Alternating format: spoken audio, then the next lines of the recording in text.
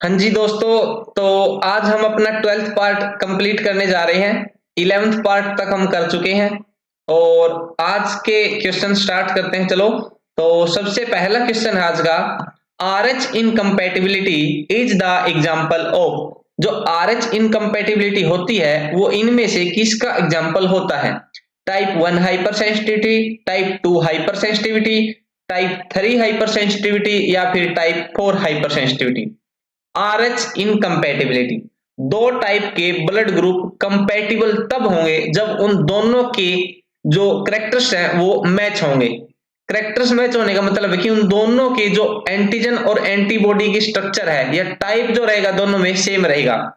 Incompatible कब होंगे? जब एक ब्लड में क्या मिलेगा, अलग एंटीजन मिलेगा, दूसरे में उससे अलग मिलेगा। जैसे ब्लड ग्रुप ए और ब्लड ग्रुप बी दोनों आपस में क्या है, इनकम्पैटिबल है, क्योंकि वो एक दूसरे को क्या करेंगे, डिस्ट्रॉय करने का काम करेंगे।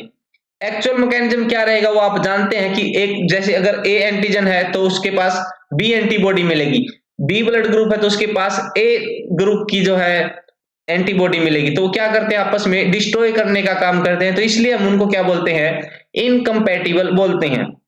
सेम आर एच ग्रुपिंग के केस में होता है। आर एच इनकम्पैटिबिलिटी, अगर किसी का जो ब्लड ग्रुप है वो आर एच पॉजिटिव है और किसी का क्या है, आर एच नेगेटिव, तो एक दूसरे के क्या है, इनकम्पैटिबल है। तो ये जो आर एच इनकम्पैटिबिलिटी रहेगा ये किसका एग्जाम्पल होगा? जैसे मान लेते हैं आर एच पॉजिटिव ने डोनेट किया ब्लड, किसको दे दिया, आर एच नेगेटिव को, तो यहां पर जो इनकम्पैटिबिलिटी देखने को मिलेगी, जो रिएक्शन होगी वो इनमें से किसका एग्जाम्पल रहेगी? तो ये एग्जांपल रहेगी अपने पास ऑप्शन बी टाइप 2 का। हर एक टाइप के आपको एक एक दो दो एग्जांपल जरूर याद रखने हैं। तो ऑप्शन बी जो है टाइप 2 के अंदर आपको याद रखना है पहला R H incompatibility. R H incompatibility जो है वो टाइप 2 का एग्जाम्पल रहेगा। हीमोलिटिक अनीमिया, हीमोलिटिक अनीमिया जो है वो भी टाइप 2 का एग्जाम्पल रहेगा। टाइप 1 में जो एग्जाम्पल आपको याद रखने हैं, अस्थमा, क्या रहेगा, अस्थमा। हे फीवर भी टाइप 1 का एग्जाम्पल होता है। उसके बाद टाइप 3 में जो आपको याद रखना है वो रखना है सीरम सिकनेस, सीरम सिकनेस और रियूमेटॉइड अर्थराइटिस। रियूमेटॉइड अर्थराइटिस और serum sickness type 3 hyper sensitivity के एग्जाम्पल हैं। और टाइप 4, टाइप 4 का सबसे पहले आपको याद रखना है कि इसका दूसरा नाम क्या है। टाइप 4 को हम बोलते हैं डिलेड टाइप हाइपर सेंसिटिविटी। क्या बोलते हैं? डिलेड टाइप हाइपर सेंसिटिविटी बोलते हैं। इसके जो एग्जाम्पल आपको याद रखने हैं वो रखने हैं, सबसे पहला जो हम मोन्टोक्स टेस्ट करते हैं, मोन्टोक्स टेस्ट जो करते हैं वो किसका एग्जाम्पल आता है, टाइप 4 हाइपर सेंसिटिविटी का एग्जाम्पल आता है। दूसरा टीबी के केस में, ट्यूबरकुलोसिस के केस में जो ग्रेनुलोमा फॉर्मेशन होती है, जो ग्रेनुलोमा फॉर्मेशन होती है वो भी किसका एग्जाम्पल रहेगा, टाइप 4 हाइपर सेंसिटिविटी का एग्जाम्पल रहेगा। हमारे इस क्वेश्चन में पूछा गया था कि आर एच इनकम्पैटिबिलिटी जो है वो किसका एग्जाम्पल है, तो वो एग्जाम्पल रहेगा टाइप 2 हाइपर सेंसिटिविटी का। आगे बढ़ते हैं, नेक्स्ट क्वेश्चन अपने पास, the average pH of urine is. जो यूरिन होता है उसका एवरेज पीएच कितना होता है, एवरेज पूछा गया है। रेंज अगर पूछ ली जाए, ये रेंज जो है यूरिन के पीएच की वो रहेगी 4.5 to 8। ये नॉर्मल रेंज आपको दी मिलेगी, लेकिन यहाँ पर अगर एवरेज पीएच आपसे पूछा जाए तो एवरेज कितना रहेगा, स्लाइटली एसिडिक। देखो क्या होता है, जब भी हम एसिड या बेस की बात करते हैं, पीएच की बात करते हैं, तो जो स्केल यूज करते हैं 1 to 40 का यूज करते हैं। बीच में जो न्यूट्रल पॉइंट होता है उसका पीएच होता है 7, तो 7 पीएच अगर किसी का तो होता है न्यूट्रल। न्यूट्रल 7 से कम की तरफ अगर हम जाएंगे तो वो क्या होता जाएगा, एसिडिक होता रहेगा। और 7 से ज्यादा 7 to 14 की तरफ जाएंगे तो वो कैसा होता रहेगा, बेसिक होता रहेगा। तो अगर एवरेज पीएच यूरिन का 6 है तो वो क्या रहेगा, स्लाइटली स्लाइटली एसिडिक रहेगा। देखो 7 के आसपास जो रहेगा वो क्या रहेगा, स्लाइटली रहेगा।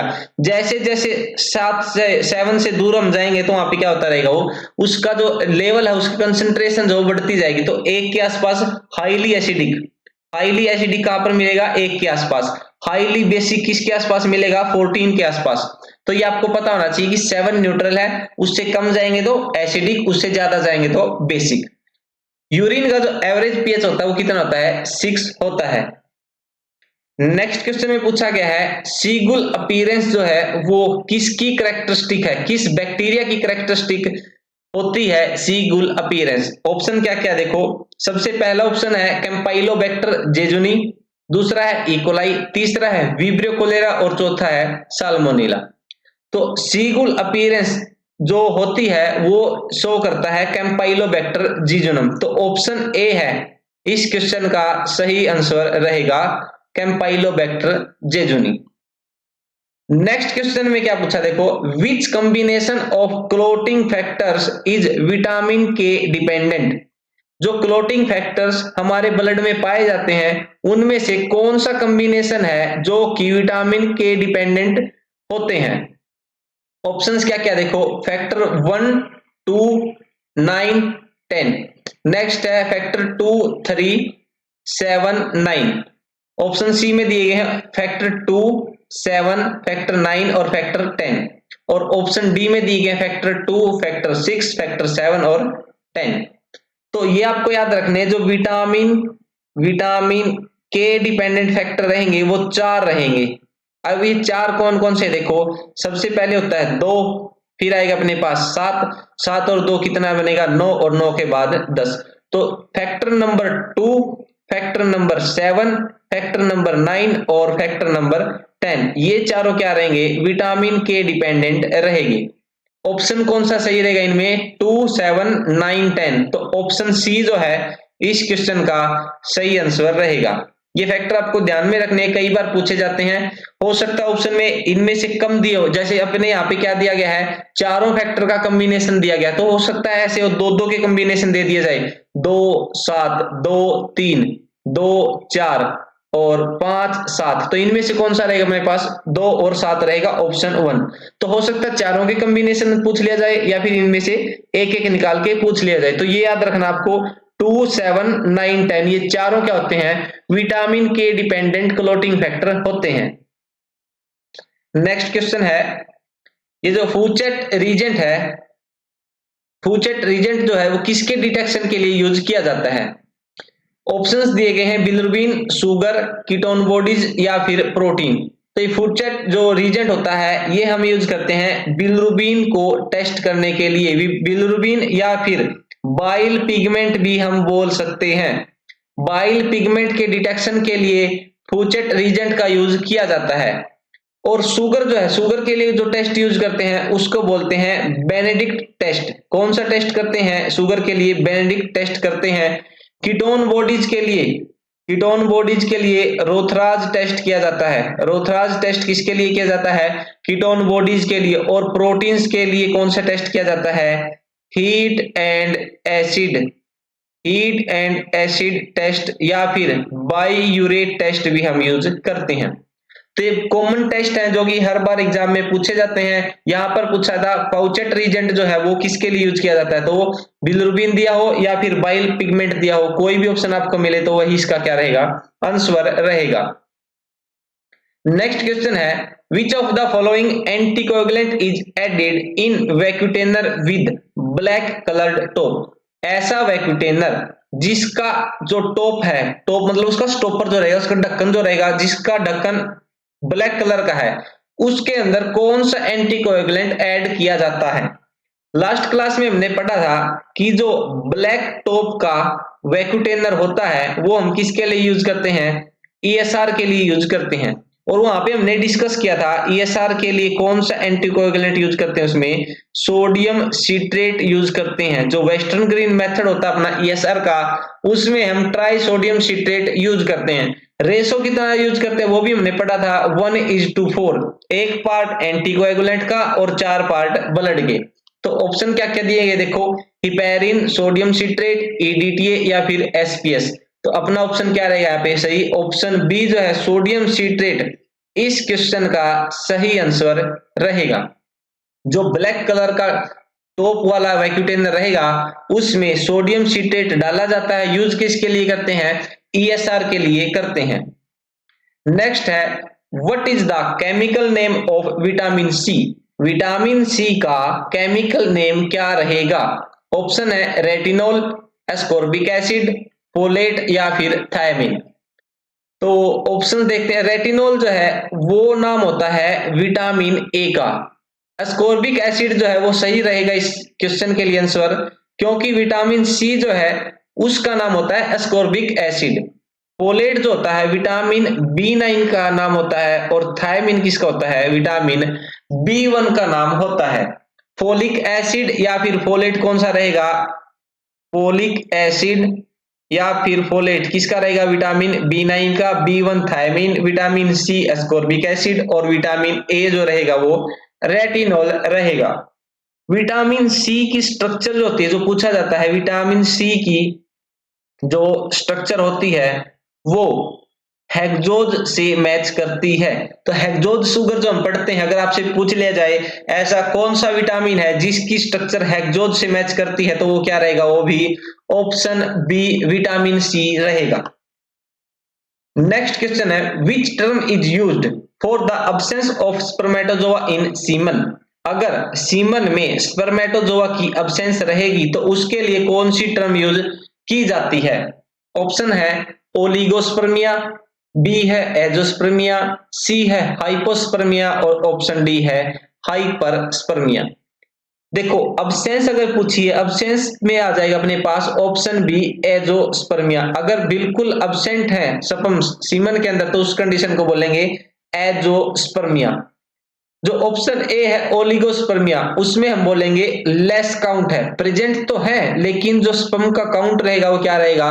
कम रहेगा। ऑप्शन सी जो है हाइपोस्पर्मिया, इसमें क्या होता है?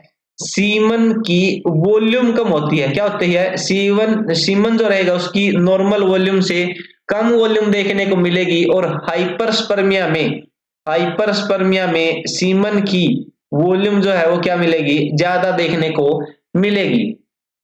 इस क्वेश्चन के लिए अपना जो सही आंसर रहेगा ऑप्शन बी एजोस्पर्मिया रहेगा। एजोस्पर्मिया की कंडीशन नॉर्मली कब देखने को मिल सकती है?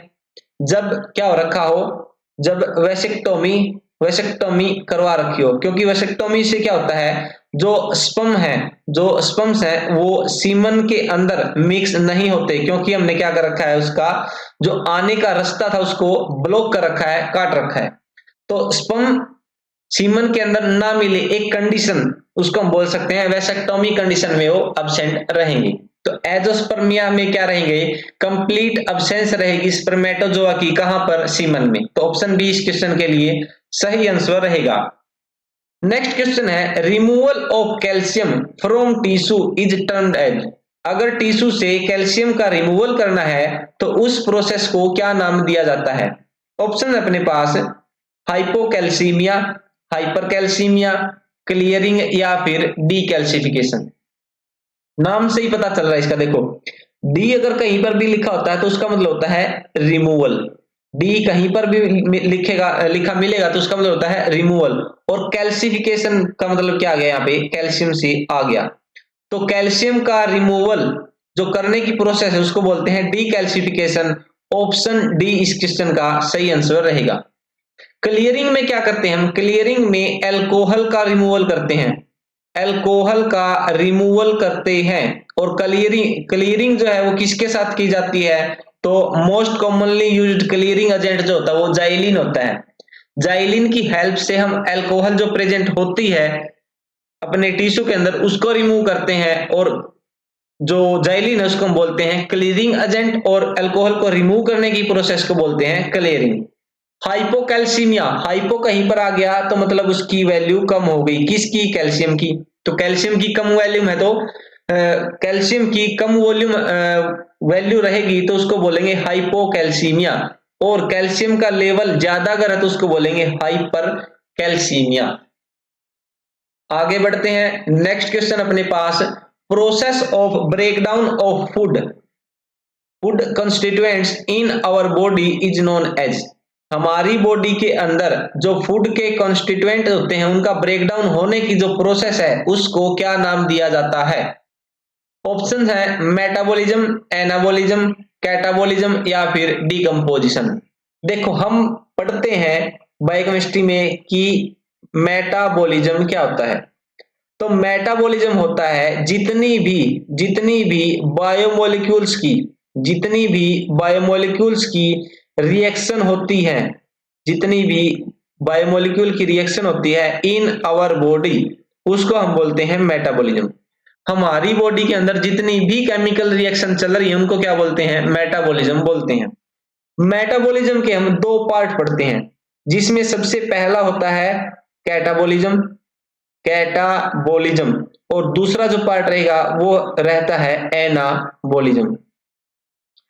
मेटाबॉलिज्म में ओवरऑल सारी रिएक्शन आएंगी। उसके बाद हमने दो पार्ट कर दिए, दो पार्ट में डिवाइड कर दिया मेटाबॉलिज्म को। पहला रहेगा कैटाबॉलिज्म, दूसरा रहेगा एनाबॉलिज्म। जो कैटाबॉलिज्म रहेगा उसमें होगा ब्रेकडाउन, क्या होगा, ब्रेकडाउन। लेकिन एनाबॉलिज्म में क्या होगा, सिंथेसिस होगी। जैसे ही हम फूड को इनटेक करते हैं तो हम उसको क्या करते हैं, ब्रेक डाउन करने का काम करते हैं। हमारी बॉडी क्या करेगी, उसके कंस्टिट्यूएंट को तोड़ने का काम करेगी। तो उस प्रोसेस को हमने बोल दिया कैटाबॉलिज्म। जब बिल्कुल छोटे लेवल तक हमारा जो फूड है वो टूट जाएगा, फिर हमारी बॉडी क्या करती है, जो कुछ भी हमारी बॉडी को चाहिए उसको सिंथेसाइज करने का काम करती है, और इस सिंथेसाइज करने की प्रोसेस को बोलते हैं एनाबॉलिज्म। तो कैटाबॉलिज्म और एनाबॉलिज्म दोनों को मिलाकर क्या बनता है, मेटाबॉलिज्म बनता है। तो पहले तीन ऑप्शन आपको क्लियर है कि मेटाबॉलिज्म क्या होता है, जितनी भी केमिकल रिएक्शन हमारी बॉडी में होती है उनको मेटाबॉलिज्म बोलते हैं। एनाबॉलिज्म सिंथेसिस वाली प्रोसेस है और कैटाबॉलिज्म तोड़ने वाली प्रोसेस है। नाम में ही है, यहाँ पे देखो कैटा मतलब काट दिया हमने उसको, तो तोड़ने की जो प्रोसेस रहेगी वो क्या रहेगी, ऑप्शन सी कैटाबॉलिज्म रहेगी। ऐसे आप याद कर सकते हो इसको, काटा मतलब कि उसके ब्रेक डाउन हो रहे हैं। Option D decomposition. डीकंपोजिशन में क्या होता है, देखो कोई भी ऑर्गेनिक सब्सटेंस जो है उसका डिकम्पोजिशन होने का मतलब है कि वो कन्वर्ट हो गया किसमें, इनऑर्गेनिक सब्सटेंस में। डिकम्पोजिशन मेनली कहां पर की जाती है, तो ये माइक्रो ऑर्गेनिजम्स के द्वारा की जाती है। माइक्रो ऑर्गेनिजम्स के द्वारा डिकम्पोजिशन की जाती है। इस क्वेश्चन के लिए अपना सही आंसर रहेगा ऑप्शन सी कैटाबॉलिज्म, जो कि फूड के कंस्टिट्यूएंट को तोड़ने की एक प्रोसेस होती है। नेक्स्ट क्वेश्चन है, the vacutainer tube used to get serum contents. ऐसी ट्यूब जिसको हम यूज करते हैं टू गेट सीरम, सीरम को ऑब्टेन करने के लिए, उन ट्यूब्स के अंदर, उन वैक्यूटेनर के अंदर क्या होता है, ये पूछा गया है। तो क्या उसके अंदर ईडीटी होता है, हिपैरिन, सोडियम सिट्रेट, या फिर कोई एंटीकोएगुलेंट नहीं होता। तो एंटीकोएगुलेंट की जो एक वीडियो हमने बनाई थी उसमें हमने पढ़ा था जो एंटीकोएगुलेंट होते हैं वो हम कब यूज करते हैं। ये सबसे पहला क्वेश्चन मैंने वहां पे राइज किया था और फिर एक्सप्लेन किया था कि एंटीकोएगुलेंट को कैसे हम सिलेक्ट करते हैं और क्यों सिलेक्ट करते हैं। यहां पर अपना बेसिक फंडा स्टार्ट करते हैं हम प्लाज्मा और सीरम से। सबसे पहले आपको पता होना चाहिए प्लाज्मा और सीरम में क्या डिफरेंस होता है। तो प्लाज्मा जो रहेगा वो लिक्विड पार्ट रहेगा, liquid part of blood is known as plasma. लेकिन अगर प्लाज्मा से क्लोटिंग फैक्टर रिमूव कर दिया जाए तो plasma without clotting factor is known as serum. अगर प्लाज्मा के अंदर से हम क्लोटिंग फैक्टर्स को रिमूव कर दें फिर जो लिक्विड बचेगा उसको हम क्या बोलते हैं, सीरम बोलते हैं। देखो अब क्लोटिंग फैक्टर को निकालना है या रिमूव करना है तो कब रिमूव होंगे, क्लोटिंग फैक्टर कहां पर यूज होते हैं, क्लोटिंग फैक्टर ब्लड कोएगुलेशन में यूज होते हैं। तो ब्लड कोएगुलेशन अगर हो गया कहीं पर तो हम कह सकते हैं कि जो क्लोटिंग फैक्टर है ये रिमूव हो चुके हैं। और क्लोटिंग फैक्टर अगर रिमूव हो रहे हैं तो अपने पास क्या बचेगा, सीरम। लेकिन अब बात आती है क्लोटिंग फैक्टर रिमूव कब होंगे। तो क्लोटिंग फैक्टर रिमूव होंगे जब कोएगुलेशन होगा। कोएगुलेशन कब होगा, जब हम उसके अंदर कोई एंटी कोएगुलेंट नहीं डालेंगे।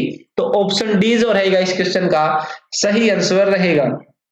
अगर हमने ट्यूब के अंदर कोई भी एंटी कोएगुलेंट डाल दिया तो एंटी कोएगुलेंट मतलब कि वो कोएगुलेशन होने ही नहीं देगा, ब्लड क्लोटिंग तो होगी ही नहीं। और ब्लड क्लोटिंग अगर नहीं होगी तो हमको सीरम नहीं, हमको क्या मिलेगा, प्लाज्मा मिलेगा। तो ऑप्शन डी जो है इस क्वेश्चन का सही आंसर रहेगा। नेक्स्ट क्वेश्चन है face mask should be discarded in. जो फेस मास्क हम यूज करते हैं उनको कहां पर डिस्कार्ड करना चाहिए? येलो बैग में, ब्लैक बैग में, रेड में या फिर ब्लू बैग में? तो येलो बैग जो है वो रिकमेंड किया जाता है to discard face mask. Face mask हो, कॉटन स्वैब हो या फिर एनाटॉमिकल वेस्ट अगर है तो वो कहां पे डालते हैं? हम येलो बैग में डिस्कार्ड करते हैं। नेक्स्ट क्वेश्चन है which of the following statement is correct. नीचे दी गई स्टेटमेंट में कौन सी स्टेटमेंट करेक्ट रहेगी?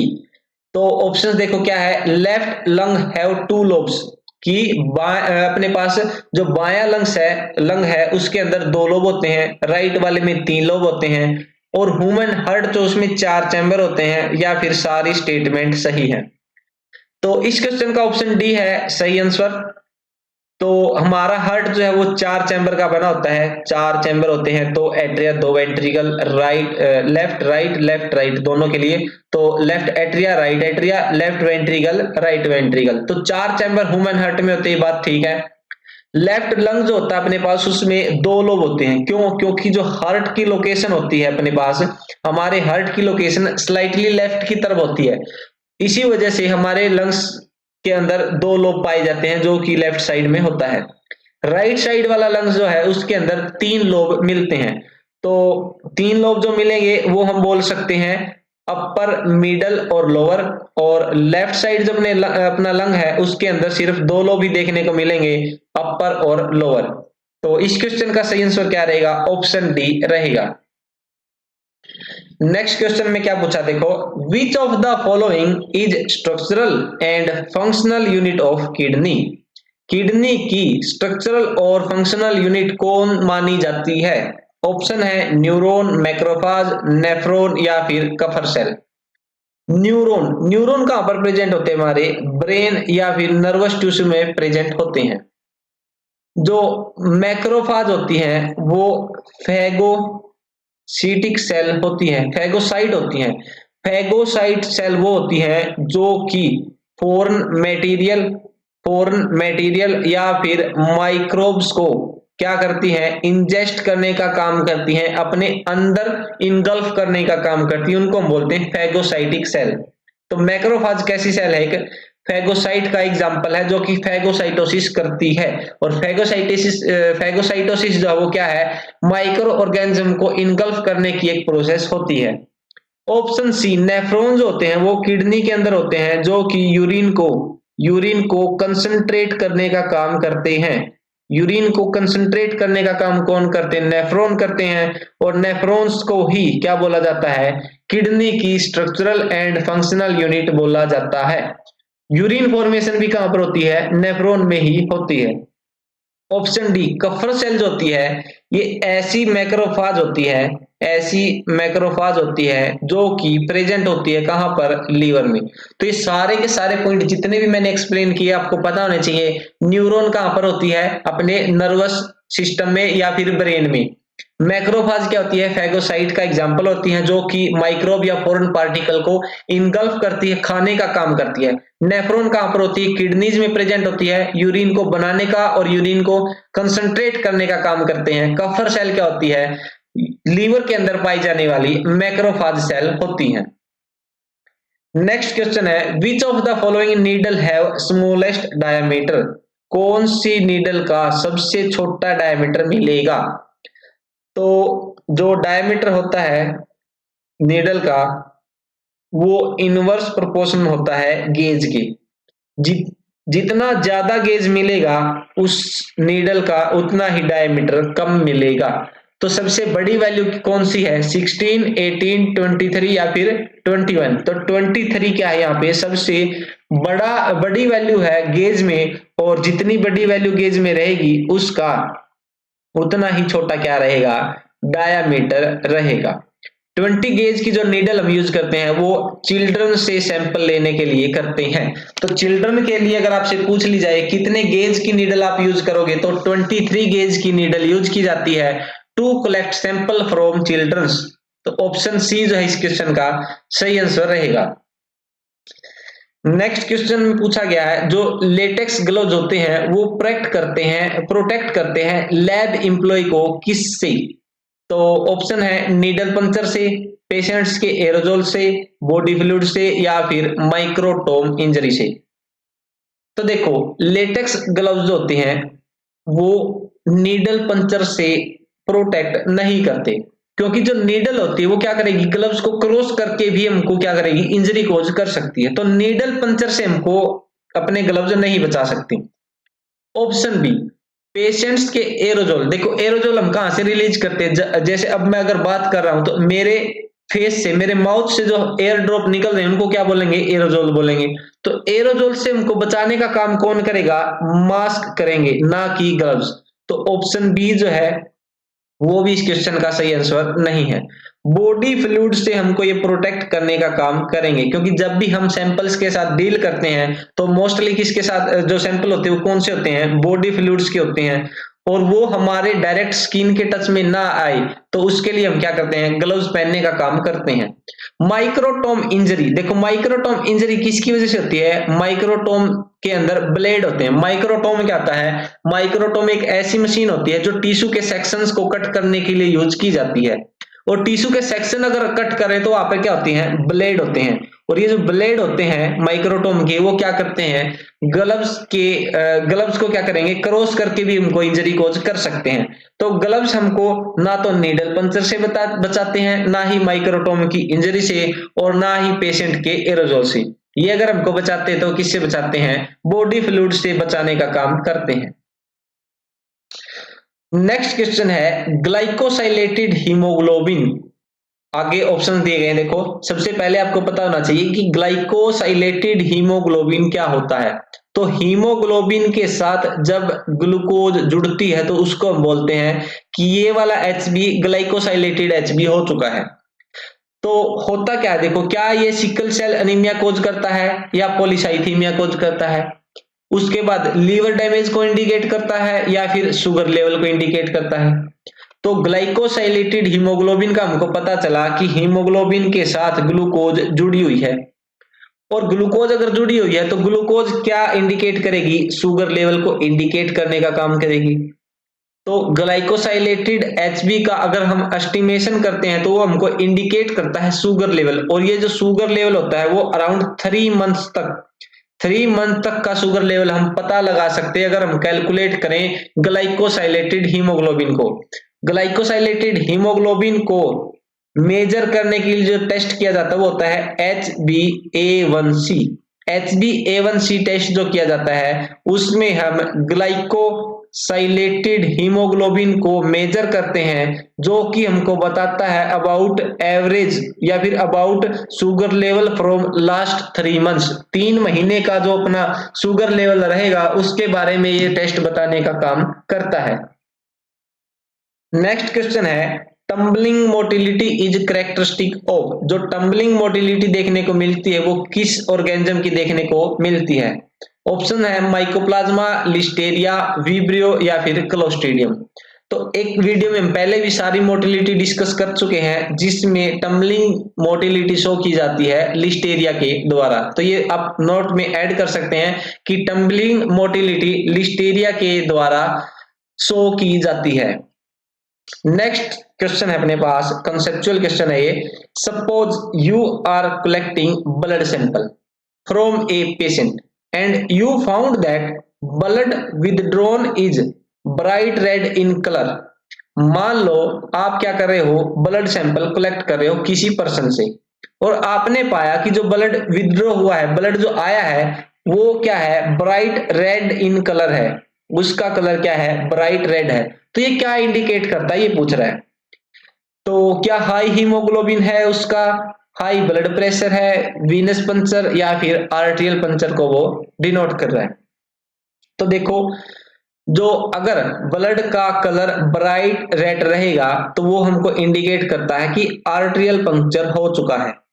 क्यों, जो आर्टेरियल ब्लड होता है वो ऑक्सीजनेटेड ब्लड होता है, ऑक्सीजनेटेड ब्लड होता है, और वेन्स के अंदर जो पाया जाता है वो डीऑक्सीजनेटेड ब्लड होता है। और जब हम इन दोनों को कंपेयर करेंगे डीऑक्सीजनेटेड ब्लड को और ऑक्सीजनेटेड ब्लड को, तो ऐसा पाया गया है कि जो ऑक्सीजनेटेड ब्लड है वो ब्राइटर कलर रहेगा as comparison to deoxy blood. तो डी ऑक्सीजनेटेड ब्लड जो रहेगा वो डार्क रेड रहेगा, डार्क रेड रहेगा, या फिर ब्लैक टाइप में देखने को मिलेगा, ब्लैक शेड उसकी रहेगी। लेकिन ऑक्सीजनेटेड ब्लड जो रहेगा वो कैसा मिलेगा, ब्राइट रेड देखने को मिलेगा। और ब्राइट रेड कलर अगर ब्लड का है तो वो क्या इंडिकेट कर हमको, आर्टरियल पंक्चर को डिनोट कर रहा है। तो हम कह सकते हैं कि आर्टरियल पंक्चर हो चुका है। नेक्स्ट और आज के लिए लास्ट क्वेश्चन है 1:5 डाइल्यूशन ऑफ यूरिन मींस, अगर हम 1:5 डाइल्यूशन कर रहे हैं 1/5 मतलब कि 5 टाइम्स डाइल्यूशन। देखो 1/5 डाइल्यूशन लिखने का मतलब है 5 टाइम डाइल्यूशन, और किसका किया है, यूरिन का। तो इसका मतलब क्या है, क्या इसका मतलब ये है कि हमने एक पार्ट तो यूरिन का ले लिया और 4 पार्ट किसी डाइल्यूएंट के ले लिए, या फिर एक पार्ट यूरिन का 5 पार्ट डाइल्यूएंट के, या फिर यूरिन के 4 पार्ट और 1 पार्ट डाइल्यूएंट का, या फिर यूरिन के 5 पार्ट और 1 पार्ट डाइल्यूएंट का। तो देखो दो चीजें यहाँ पे होती है, एक होता है डाइल्यूशन, एक होता है क्या, डाइल्यूशन, और दूसरा होता है रेशो। इन दोनों में कंफ्यूजन होता है आपको। कंफ्यूजन क्या होता है, देखो सबसे पहले अगर डाइल्यूशन है 1/5 का तो इसको हम बोलेंगे 5 टाइम्स डाइल्यूशन, और 1:5 रेशो अगर है तो उसका मतलब है एक पार्ट किसी चीज का और 5 पार्ट दूसरी चीज के। मतलब कि दो सॉल्यूशन का अगर है यहाँ पे तो एक पार्ट ए सॉल्यूशन के और 5 पार्ट बी सॉल्यूशन के मिलेंगे। लेकिन डाइल्यूशन में क्या रहेगा, जो बड़ी वैल्यू रहेगी, लास्ट वैल्यू जो रहेगी वो क्या रहेगी, उसकी टोटल वॉल्यूम रहेगी। तो मतलब कि यहाँ पर 1:5 डाइल्यूशन अगर है तो इसमें हम बोलेंगे एक पार्ट किसका रहेगा, यूरिन का रहेगा, और 4 पार्ट जो रहेंगे वो किसके रहेंगे, डाइल्यूएंट के रहेंगे। तो ऑप्शन ए जो है इस क्वेश्चन का सही आंसर रहेगा, एक पार्ट यूरिन का और 4 पार्ट डाइल्यूएंट के। टोटल पार्ट कितने होने चाहिए, 5 पार्ट होने चाहिए। तो 1:5 मतलब कि 5 टाइम डाइल्यूशन, 5 टाइम डाइल्यूशन मतलब कि टोटल वॉल्यूम ही 5 गुना होगी उसकी। जैसे अगर 1 लीटर अपने पास क्या है, यूरिन है, वैसे ज्यादा हमने अमाउंट ले लिया समझने के लिए। 1 लीटर अगर यूरिन है और उसको 1/5 डाइल्यूशन करना है, 5 टाइम डाइल्यूट अगर करना है, तो हम उसके अंदर क्या करेंगे, 4 लीटर अपना डाइल्यूएंट ऐड करेंगे। टोटल वॉल्यूम कितनी होनी चाहिए, 5 times of initial. Total volume क्या रहेगी, 5 गुना रहेगी इनिशियल सैंपल वॉल्यूम से। तो ऑप्शन ए जो है इस क्वेश्चन का सही आंसर रहेगा। आज के जो हमने क्वेश्चन किए 221 से 240 तक, अगर यहाँ तक आपका कोई डाउट है, यहाँ तक अगर आपका कोई डाउट है तो कमेंट बॉक्स में छोड़ सकते हैं। कोई सजेशन या फिर और कुछ भी आपका क्वेश्चन है तो वो भी आप कमेंट बॉक्स में छोड़ सकते हैं। वीडियो अच्छी लगे तो शेयर करें और लाइक भी जरूर करें। आज के लिए इतना ही, थैंक यू।